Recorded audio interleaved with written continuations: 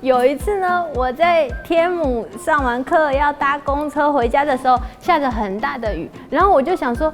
哎，要去捷运站，反正都可以到嘛。结果就来了一辆错的公车，他写了捷运站，可是他往了一个完全反方向的地方就开走了。然后我就想说，哎，没关系，反正都可以到嘛。然后他就一直往着反方向开得很高兴。好不容易过了半个小时，他绕了一圈回到本来我要去的捷运站的方向咯。我就很得意，觉得你看吧，就跟我想的一样。的时候他就嘣，然后就撞到前面的车。然后那个时候就下着大雨，公车司机就湿淋淋的下去了，然后弄了半天。后来上来之后跟我们说，下一班公车要81分钟之后才会来。然后我们就觉得怎么会这样呢？就很落寞的要走下公车，然后穿过了那个交流道下来，很紧急的车潮的4线道。在我安全之后，我就回头看，就看到所有的人都很可爱，这样越来越小、越来越小、越来越小的消散在一片白色的雨跟雾之中。雨伞不见了。后来回家之后，我就打在脸书上说我很凄惨，搭错了公车，然后3个小时都在台北里面才回到家。然后很多人就鼓励我说，我应该要把它画成绘本故事，所以才出现了现在这个反正都可以到嘛。可以替你的猫咪的公车想想它现在在哪里，像我的就是在书里的森林里。其实这次的创作对我来说非常特别，因为我前面的作品其实都是在整个作品不管是彩图还是文字非常非常接近完成的时候，才加入了出版社的讨论，然后开始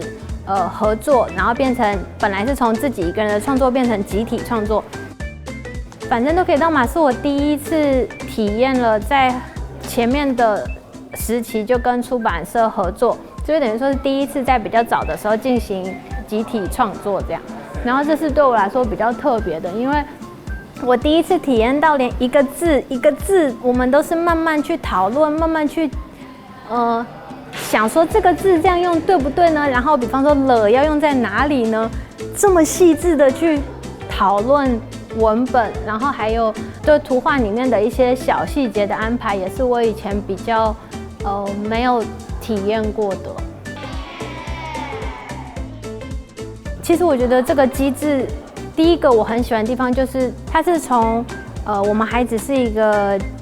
草图或者是不是那么完整的时候就投件，这件事是我很喜欢的，因为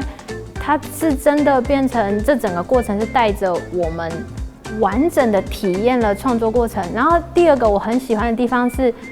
就是有请指导老师，就是像施正廷老师沿路，因为他实在真的非常经验丰厚，然后他就这样沿路带着我们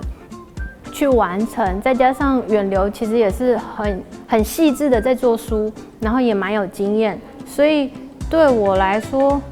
尽管之前也有别的出版的作品，但是这一次的经验其实很特别，学到的东西比以前扎实很多。下一个1、2、3。其实，在那个之前，其实有一段时间非常非常的累，然后累到我觉得快要不行了。但是得到讲座的时候，我超高兴的，我就决定要拿那个补助，然后一整年都不接什么案子，然后完全不累的努力画，反正都可以到嘛。但是后来事实上并不是这样子经过的。但是反正那个时候非常高兴，想说我终于有办法休息一下了，对，所以非常开心。还有一个不一样是，本来我的书本里是一个很孤独的故事，就是只有我一个人。其实我近期出现的这3、4件作品，其实都不是我现在的，都是大概2017到2019年那2年之间疯狂的产出的。所以我现在很努力的一直完成很多绘本，是因为我想要把那个时候跑出来的那些故事完成。但其实我很好奇，现在的我就经过了这些年，我会弄出什么故事呢？对，就是好奇，应该只有好奇。